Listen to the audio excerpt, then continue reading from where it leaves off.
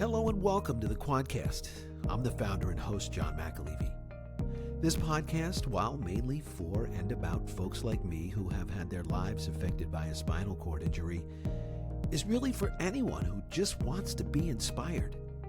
In this space, I speak with individuals who have had life-changing injuries and accidents, and yet in spite of insurmountable odds in many cases, have gone on to do amazing things with those lives. I'm reminded of the old metaphor that when life gives you lemons, you make lemonade. Well, my guests, they take those lemons and roll right over them with their wheelchairs and rollators on their journey. I'd like to thank you for lending me your ears for another session of OT and PT for the soul. So, what do you say we get this show on the road? And welcome to the Quadcast, Matt and Jen Hellstern. Hi, John. Thanks for having us. I tell you, this is my second group of folks that have been suggestions from the great Tracy Iraka. I had a chance to meet Tracy way back when at Kessler, and I told her, you're going to have to be my chief booker now, because she set me up with Steve Zuddy I spoke with a couple weeks back, who's a wonderful guy, and now I have the Hellsterns joining me today. And so what I like to usually do with my shows is begin at the beginning. And so, Matt, if you could, why don't you tell us, where did you grow up, and what were some things that you were interested in your youth? Matt Hellstern. So I grew up in New Jersey in Scotch Plains. I have two sisters. My parents are still with us. I went to school in Scotch Plains, and when I was younger, I had a group of friends that kind of still know them to this day, right? And we're people are friends that long, right? We too much, right? So we keep each other on our toes, right? They know where all the bodies are buried, right, Matt? They do. That's great. Well, I grew up in Millburn, Short Hills, so we're neighbors. Yeah, I used to work in Yes. Short Hills at a deli, Zappia's Deli. Yeah. Oh, okay. Yeah, we used to go over there. Yeah. Absolutely. Okay. And how about Jen? How about yourself? Where did you grow up, and what was your youth like? Sure. So I grew up actually in the town we now live in, which was much more rural at the time, central New Jersey in Monroe. Okay. And I have a sister and two wonderful parents I'm sure we'll chat about today. And I was kind of a theater kid. I danced, I did shows. So that was kind of always what was really important to me. Mm-hmm. How about Matt? Tell us, where did you go to college and what did you study? Oh, I went to Penn State University for my undergrad and studied business logistics and international business. And then I was working for a few years, and then I went to school in the evenings for my master's of business at Drexel University. You mentioned Penn State. Were you at school when Adam Taliaferro was there and was injured? Yeah, I was. Wow.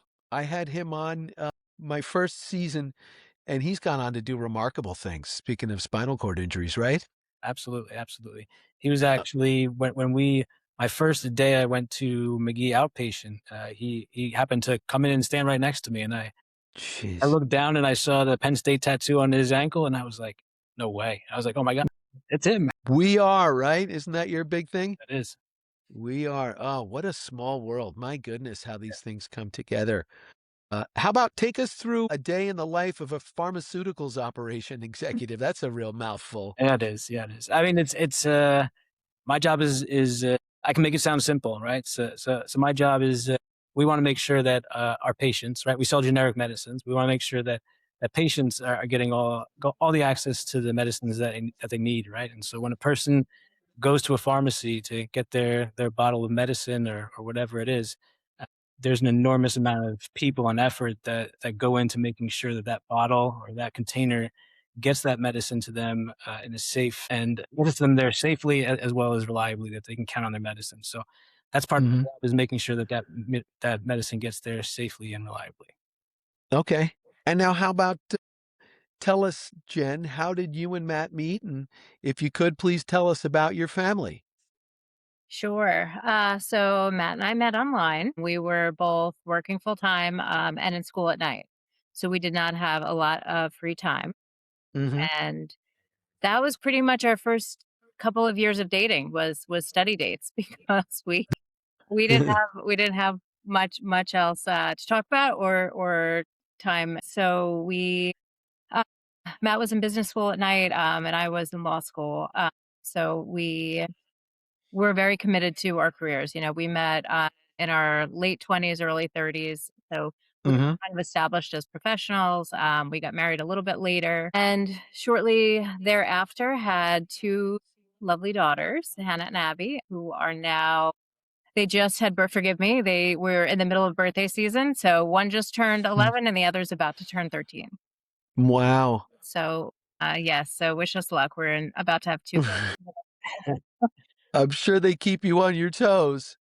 That they do. That they do. Uh, that's great. Well, that's a nice family story. And how about Matt? Now, if you could tell us a little bit about the reason why we're here today to talk about not only your spinal cord injury, but the great work that you are doing on behalf of your foundation. So, if you could take us through what brings us here today, how you were injured. Sure, sure. So I was injured back in 21, May of 2021. So just recently had my 5-year anniversary in a relatively minor car accident. Someone rear-ended me, and the impact must have jarred something loose, broken off a piece of bone, a piece of cholesterol, something, and it blocked something that was very important apparently. So over the next 24, 36 hours, right? I wasn't. The paralysis did not set in immediately, but it actually came 24, 36 hours later. Very unusual. Um, Hmm. so 2 days after the accident, I was paralyzed T11, T12, Asia C, right? And so I have been working on coming back from that since then, right? And so we've spent a lot of time in inpatient in Good Shepherd in Philadelphia, and then outpatient started at McGee and got matched up with a great physical therapist, and I've followed him around to all the places he's worked, and now he runs his own clinic. So I still seeing him quite frequently, as frequently as he'll take me. I go. That's unbelievable. Did you feel any pain after the accident, or was it just sort of an afterthought? I mean, we had the accident. I pulled into the parking lot next, where I could safely. I got out. I checked the car. Didn't have much of a mark on it. I asked the other guy. I said, "Are you okay?" He said he's fine, and I said, "Okay, let's just go." Right? I was late for a meeting, right? So I had to get into work to get to a meeting, and then Unbelievable. yeah, it's it was unbelievable. It's quite unlucky, if you believe in luck, right? Without question. So, and Jen, when this was all happening, I mean, was your head spinning? I mean, how were you dealing with all of this? John, it was such a bizarre onset that there was no critical phone call, right? There wasn't a moment where we knew this happened. If he didn't tell me about the accident until dinner that night. He said, "Oh, I got rear-ended on the way to work." But it didn't it was inconsequential until 2 days later. He woke up the next day, he ran 5 miles, he always did. And then he called from work 2 days later and said, "I have this terrible pain and I'm having trouble walking." And he drove home, which we now, like, now knowing what we know now, that probably was not the best. Not the yeah. But it just goes to show how it really took a long time for us to realize that this was permanent. Mm. It really, we it was at least a week of him being admitted before I believed that he was actually paralyzed, because it didn't make sense for something so minor. Yeah. Or Yeah. seemingly minor. So the emotional processing, I think, didn't come until much later, to understand. I mean, we always joke back. We tried to rent a ramp for our home because we thought this was just temporary. Like we Right. didn't understand. But Yeah. so I think the processing for us was very delayed. Speaking of processing, how did your daughters process all of this? Uh, they're resilient. Everyone will say children are resilient, but everybody took it their own way. Our oldest started getting Sure. migraines. Our youngest became very attached Hmm. to things that she could hang on to. Yeah. And I remember her saying, "I don't care if daddy can't walk. I just want him to come home." But this was also COVID, right? So the kids couldn't go see Uh, him. They weren't allowed to go see him. right. They wouldn't let any children. We had to be outside if they went to visit him, which just only amped up the uncertainty, the unknowns, because not only do we not really understand what's happening, but we can't even go see him. Gosh, yeah. I had some friends. I work at Kessler Institute twice a week, and Mhm. one of my friends from high school, her son unfortunately was injured in a bicycling accident, and he was admitted like the day after the world shut down with COVID, and they couldn't, as you said, they had to like stand outside of his window. They physically didn't go in there for the 3 months that he was an inpatient, and this was a 16-year-old kid. I mean, his head was spinning, and so Matt, what was that like? I mean, did you as patients, form like a bond when you were in the therapy room together, and that was become like your family de facto? No, we were separate, right? We were like, I was physical therapist and occupational therapist that were selected to be paired with me, like similar age, right? So like that was kind of like the people who helped me process, right? But I mean, if you've been through an inpatient, it's Yeah. there's so much going on. You don't, I didn't, quite honestly, I didn't understand why I was there, right? I thought I was there to get better.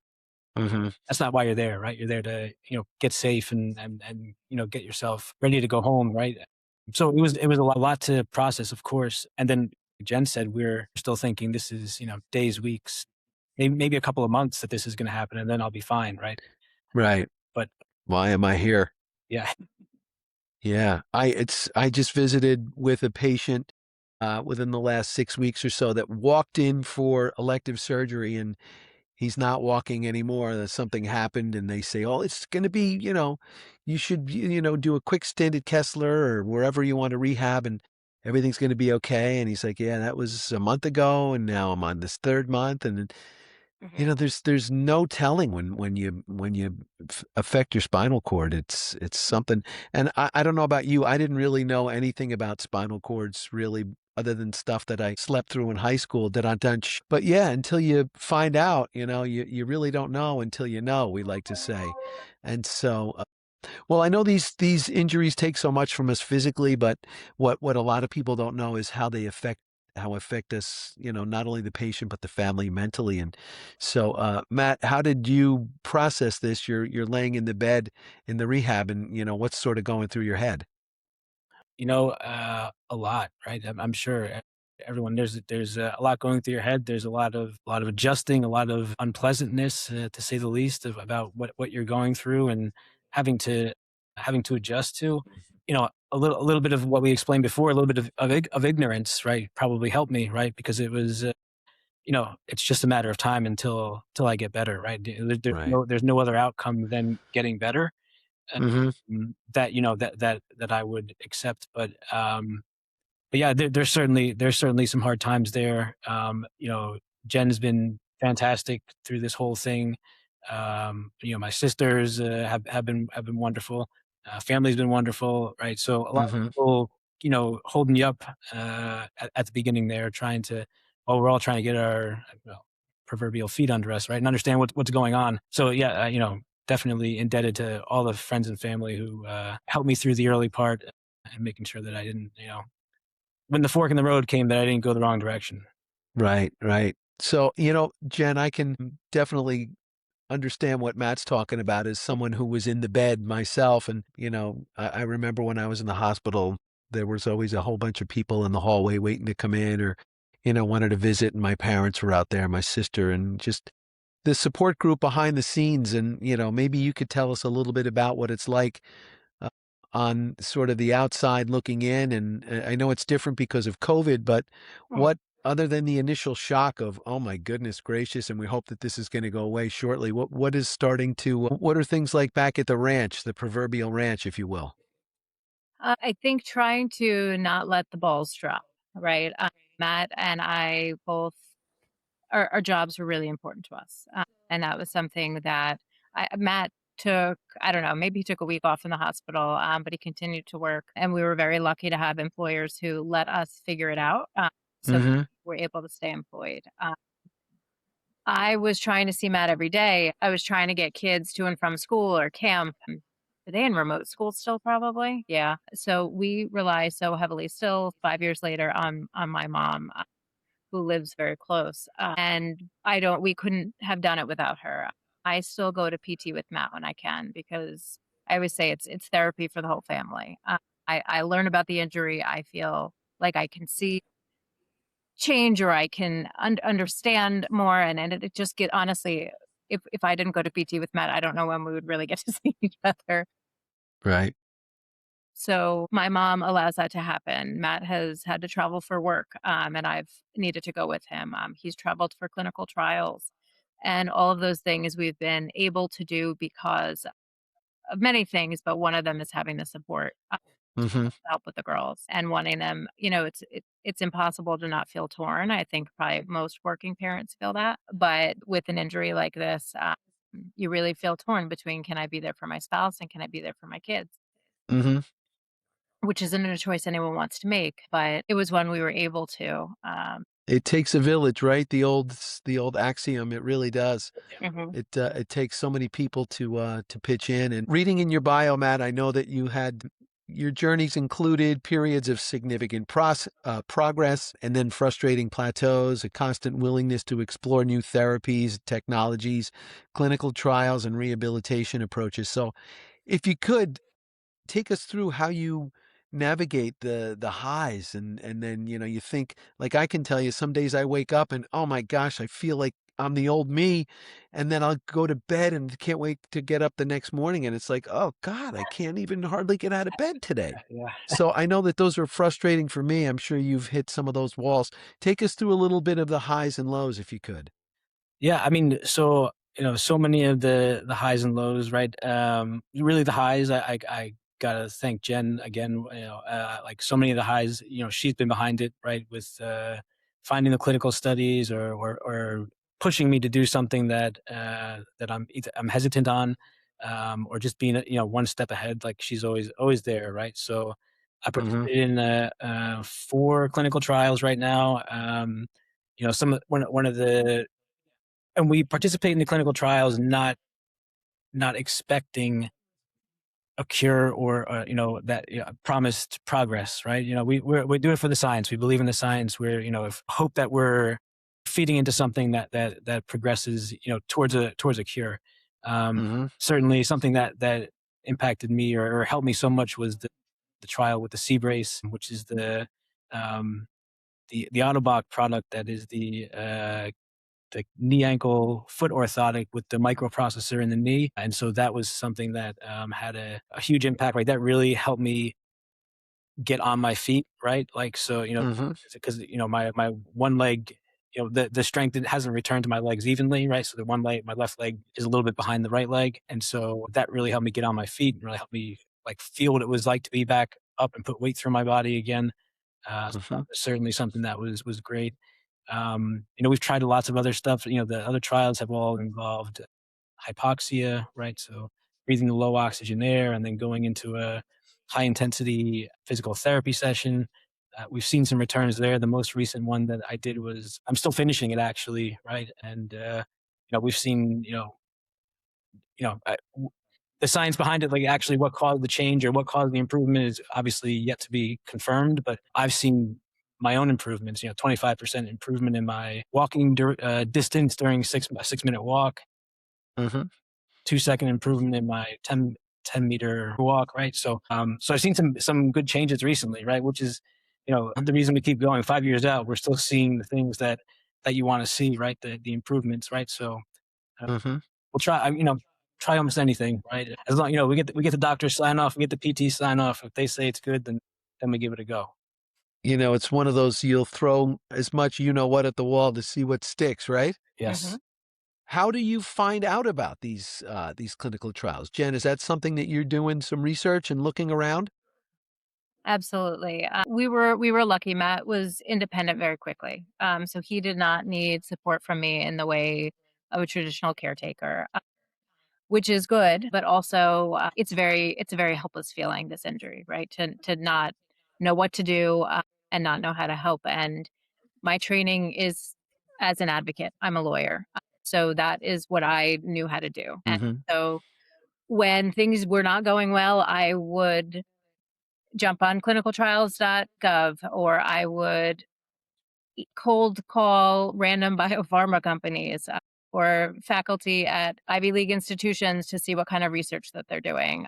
And this is, you got bounced from person to person, but I will tell you, John, almost everybody writes you back because most people do this work because they were impacted in some way. One of the principal investigators at Spalding, where Matt is currently doing one trial, his dad had a spinal cord injury. So there's always a personal connection. And for me, that this is how I've coped. Call it an I would say an obsession at some point. Like it's the only way I know how to help, is to Hmm. help find what's the next thing. Maybe it's, looking at MS medication, and that's helped in gait training, and have they done research in the SCI world. But it's such an underdeveloped area. There's only so many people with spinal cord injury. There's only so much funding. So and Matt has always said every 1% helps. And that's always guided me, that it doesn't Hmm. have to be a cure, but if it helps a little bit, it can help him get to the next step. And he always, I can tell you things have changed over the, I'm coming up this August 19 will be my 34th anniversary, or as they call it up at our place, injureversary. I don't know if you've heard that one before, Matt. No, not yet. But, back in the early 90s, I mean, there was really no clamoring for any spinal cord injury stuff. And then soon after my injury, Dennis Bird on the Jets was injured in a football game. And then, of course, Eric LeGrand. I don't know if you've had a chance to meet Eric in your travels around New Jersey, but he has become sort of the face of the Christopher and Dana Reeve Foundation. And then, of course, Christopher Reeve. And then, we talk about people that become synonymous with certain things. I remember when Magic Johnson was first diagnosed with HIV, he became the face of that. And of course, money poured in from all over the globe to help, with Magic and to help that fight that cause. And for us in the SCI world, it sort of became the same thing when Chris was injured. And, when we lost him, we lost a lot of the momentum that was happening. I know that the foundation is still going strong, but the face of it is gone. And so, like you said, looking around and finding people really don't know much about spinal cord injury. Somebody had recently sent me a photo, and it's an iceberg. And what you see at the top of the iceberg sticking out of the water, it's a little tiny piece, and it says loss of movement.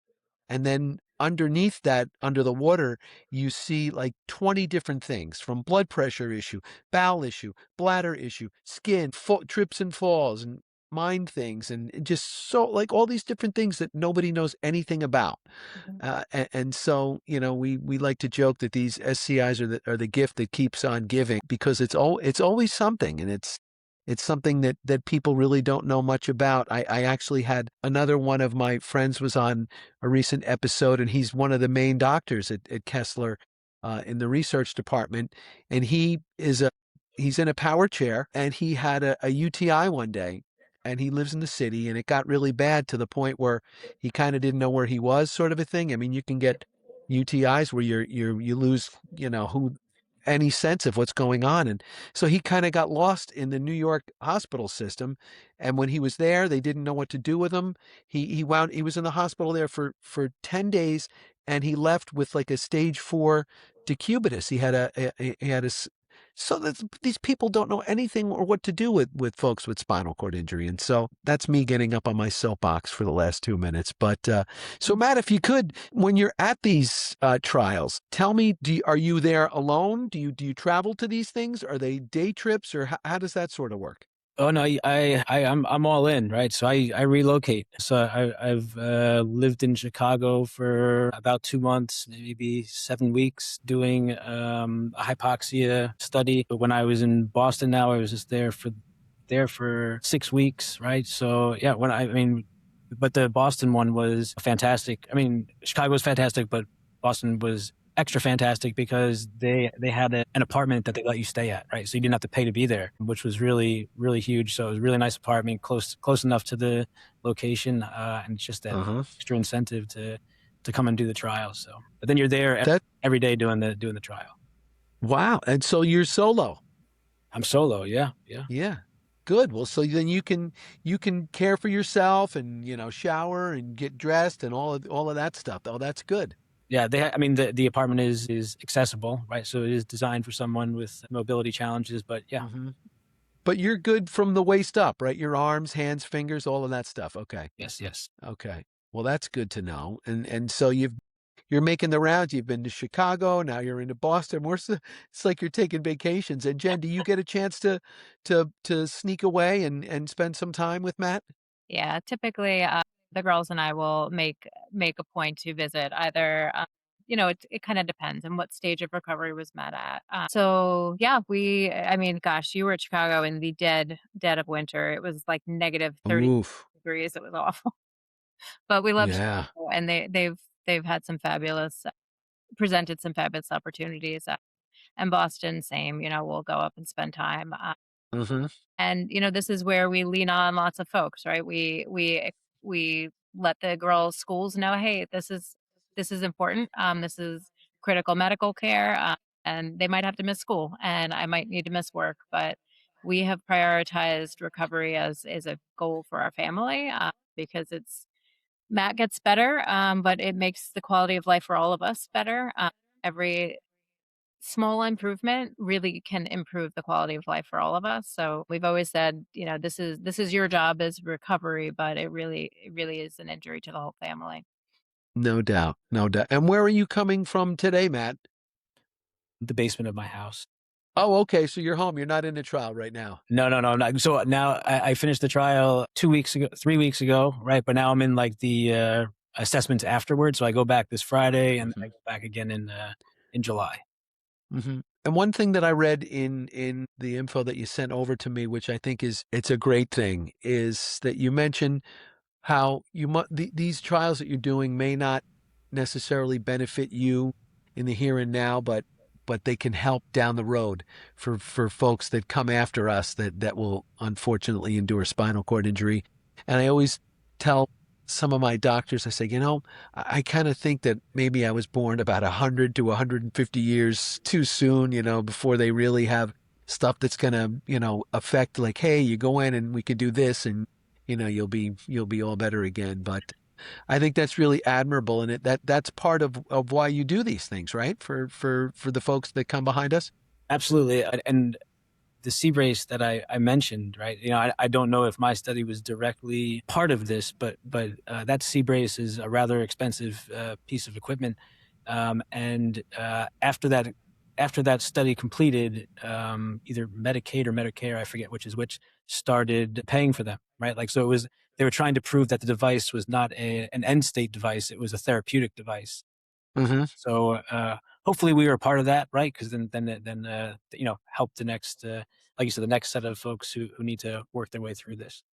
Sure, sure. I read here that in July of 2024, you transitioned away from being a full-time wheelchair user.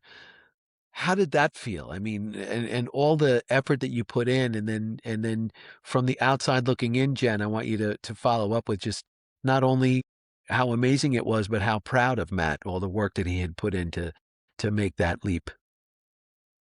So just about 3 full years after my injury, I stopped using the wheelchair. I have not used it since. It was a big transition, right? It was one that was, I'd say, it was partly about walking. It was more about freedom, right? It was about being able to get back to more of the things that we used to do. Just a little bit easier to get to places. At least it looks like that on the surface, right? The anxiety inside of me while doing this was a different story, right? Of course, it's Mm. a big change, and you're used to a certain amount of stability and security in that wheelchair, right? And when you're up out of it, um, and you have what feels like nothing to protect you, it's a little bit unnerving. But my family was always with me, right? And so I knew I would be fine. So yeah, it was more about the freedom. It was important to me. It's important to the families. It was a huge accomplishment for me, but for Jen, for my PT, for our families, right? All the work that everyone had put in, all the time that they put in, like, it was a huge change that they could see, right? And they knew that it was something that they were a part of. So very important to the whole family, I think. Yeah. Jen, how about you? Your thoughts? So it amazing, right? To not have to break down a wheelchair, to not worry about it when we're traveling, all those things, amazing. Hmm. But it's so much more than that, John. Like, we celebrate everything, like every little improvement, because if we waited, you said, I've lost track of time. You said July 24. If we waited until then to see improvement, and many folks do, right? Because the goal, I want to walk again, right? That's what we always wanted to know. But if you wait till then, recovery is so slow. You can't, that's not enough to keep you sustained. So Right. really, it's been so many hundreds of moments before that, of the first time he could, you know, pull himself up to grab something from an upper cabinet. The first time he could drive, the first time he could take the girls to ice skating without me. So many small things, which are not small because the quality of life improvements are tremendous. And the wheelchair is phenomenal. Our family, our favorite thing to do is to travel. We lived overseas. We love to travel internationally. And when Matt was hurt, I mean, I remember in the hospital saying, "What are we going to do? How do we navigate this?" And we did. We did it with a wheelchair. It's not the same.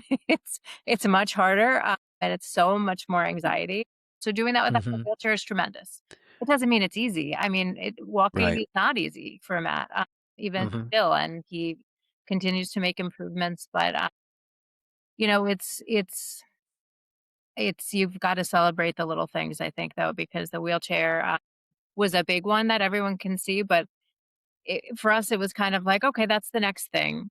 But I'm hearing your story and I'm sort of going in reverse for 20, I'd say 29 or 30 of my years being in this game. I walked without any issues. Well, not without any. I mean, you could tell that there was something wrong with me, but I would come and go as I pleased. And now 24 has morphed into 58. And now I'm starting to get old man issues. I have my back is an issue. I've got uh, old football injuries with my knees that are bothering me. So I now out in the community, and when I go to work, I've started using a rollator. And being a C3-4 central cord syndrome, I don't know if you guys know much about what central cord is. It's upper body that doesn't work. So they told me to think of myself as an upside down para, that you'll walk, but you'll have little to no use of your uppers, and I really don't. So for me now to have to break down a rollator and try and lift it, I really can't do this. mhm, So now, going places, it's a heck of a lot harder because I got to walk around to the back of the car, which is not easy, and then open the back and try to get this thing out. So it's kind of like I'm navigating a whole world in a different way now. yeah. But such is life, as they say, and time waits for no one. So we just, if you want to keep going, you got to keep moving along with what you have. And so I know one constant that we've talked about for these 35 minutes or so has been, the relationship and what great partners and teammates you are. And Matt, if you could, I know, I don't mean to put you on the spot here, but if you could sort of sing your praises of your wife here. I mean, I know Jen has been, everybody needs an advocate, and the fact that you have such a great one, you're so lucky in that respect. I am absolutely the most lucky. I think my older sister I watch a lot of sports. I'm a big sports guy. I think my older sister said it best. She said, "You know what? If we were drafting, I would pick Jen number one overall, right? Like Mhm. she's the one that you want, right? She's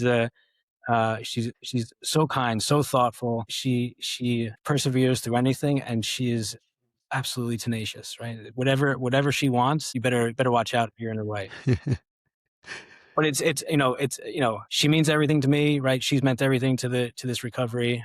Without her, I don't know where I'd be. I don't have the words to describe everything about her that she does for me and this family and everyone else in the world. Like there's not, there isn't another person's problem that comes across her desk or her phone that she doesn't stop and think about and try to figure out how she can help the person who's mentioned whatever their challenge for the day is. So she's just absolutely amazing. I love her. I'm absolutely the luckiest person. That's so nice. Everybody needs that, and you are so lucky to have Jen in your life. And it reminds me of the old movie A Few Good Men with Jack Nicholson, where towards the end of the movie he says, "You want me on that wall. You need me on that wall." And it sounds like you have the right person on that wall, not only for you, but for your daughters and friends and family. And so that's really amazing because a lot of people don't have that. I can recall when I was an inpatient, there was a gentleman who was injured in a motorcycle accident, and he was a high quad. He wasn't going to walk, and he could breathe, but he wasn't going to walk. And he had gotten married probably about 6 months prior to that, and his wife came to visit him and just lost it. She couldn't deal with it, and within a couple of weeks was gone. She left and she couldn't handle it. So this poor guy not only lost, his mobility and all of that, but he had lost his partner. And I don't know how people navigate through something like that. But not only are great spouses and friends huge in our recoveries, but also having great doctors and therapists in our back pocket are really big to have. And I know you have a special relationship with Dr. Chris Carroll. Why don't you tell us about him and how he has sort of shaped part of your recovery? Yeah. I mean, he's like, he's right behind Jen, right, in terms of the people who have just been there the whole time. And it's more than just, I guess, being a great therapist. It's being a great therapist, right? Who's also willing to spend the thousands of hours it takes to work on recovery and to never stop believing, right, the whole time through. So he's been, you know, a critical part of this, a huge part of this. He's a friend of the family now. He's not. It's not even like he's just a physical therapist, right? He's like Uncle Chris, right? Like the girls know him, they look up to him. They come to therapy and see him. He goofs around with them, right? He's just, his family is like becoming a part of our family.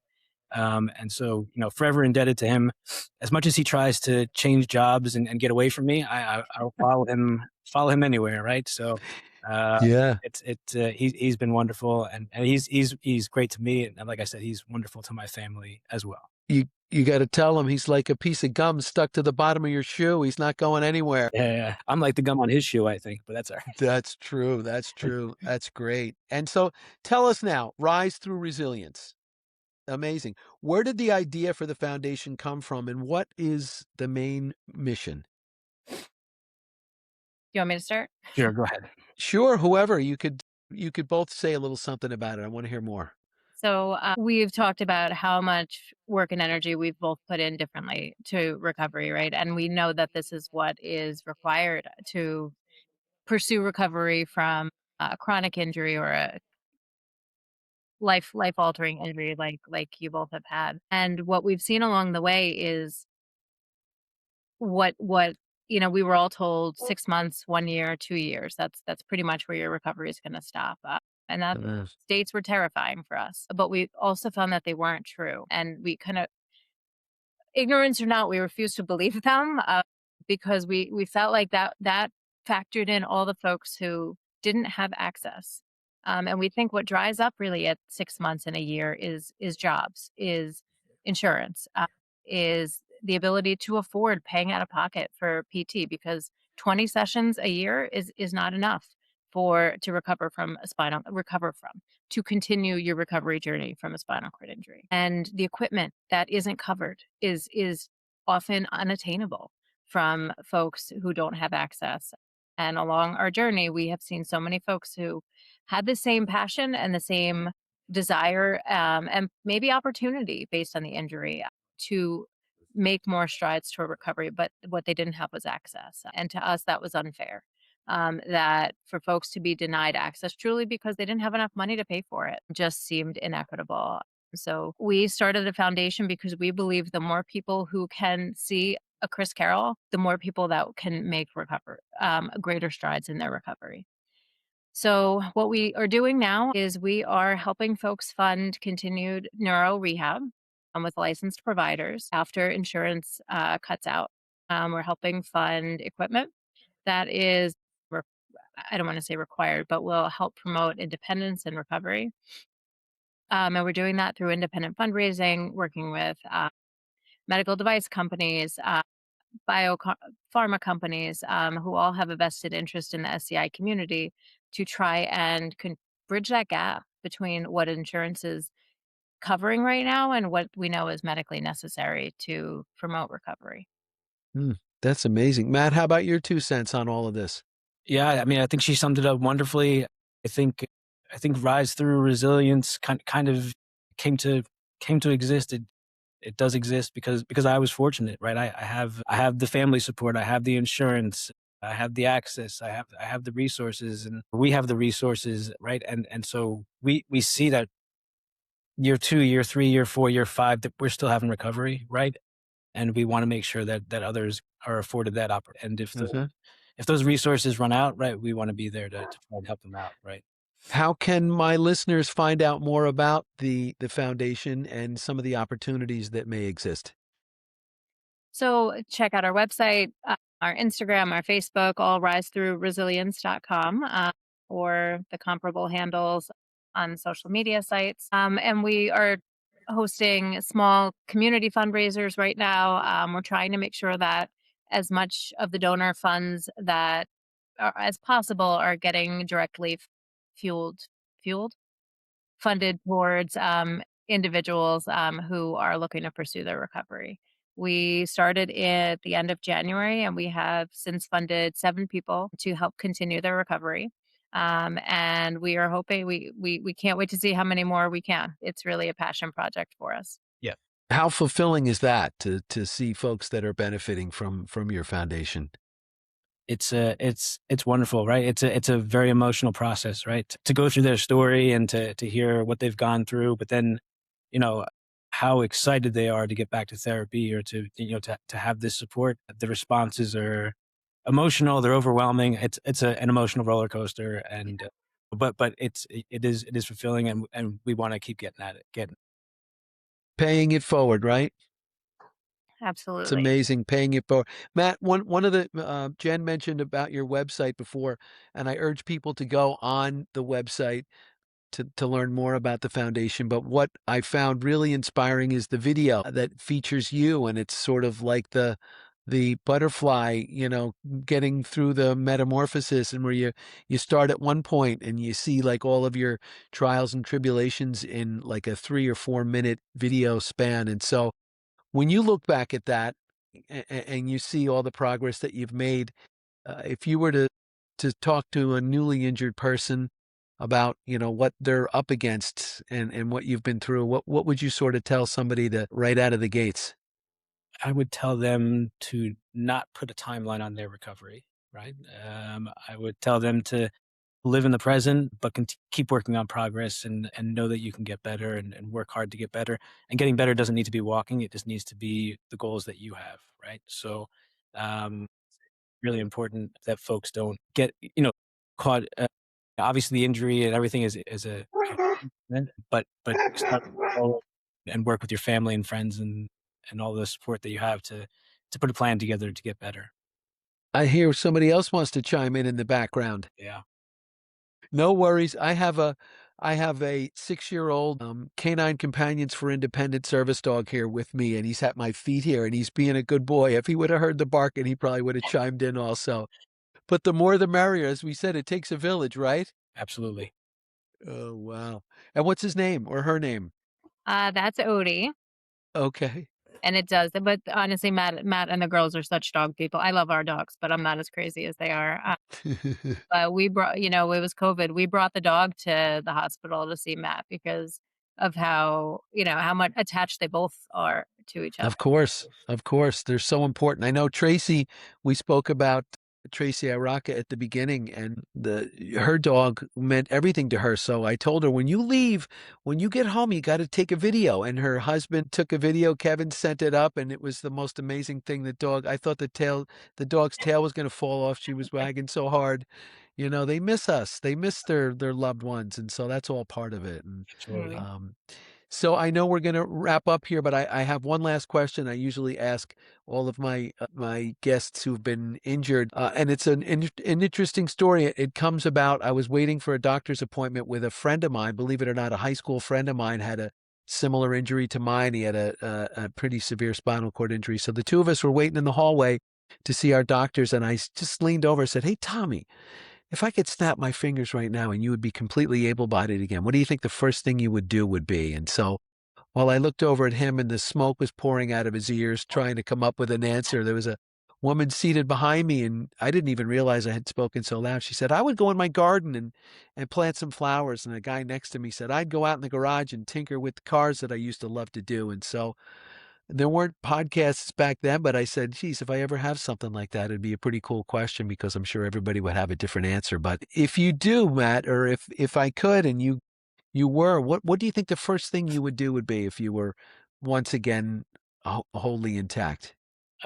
So I think back to the first couple of weeks when I was injured, and I was talking to Jen, and I said, don't worry, this will all be over soon, right? And when we're old and gray and walking down the boardwalk, we'll look back and go, God, that was crazy, right? I'd like to complete that. I'd like to take her for a walk on the boardwalk and say, wow, that was crazy. Very, Yeah, like very New Jersey. Twilight Zone, right? Yeah. Twilight Zone. Well, Jen and Matt Hellstern, I appreciate your time today. I'm glad that we were able to come together. And again, a tip of the hat to Tracy Iraka for putting us together, being able to not only hear your story, but to share it with my listeners. They will not only be inspired, but they will hopefully want to hop on the internet and check out the Rise Through Resilience Foundation, and hopefully will want to donate some money towards the cause. And some folks that are in need of help to get back to doing some more therapy can take advantage of that. And so thank you so much, not only for what you do for yourself and your family, but for the SCI community. It means a whole lot, I can tell you that. Thank you, John. Thank you. Really Thanks for appreciate it. having us, John.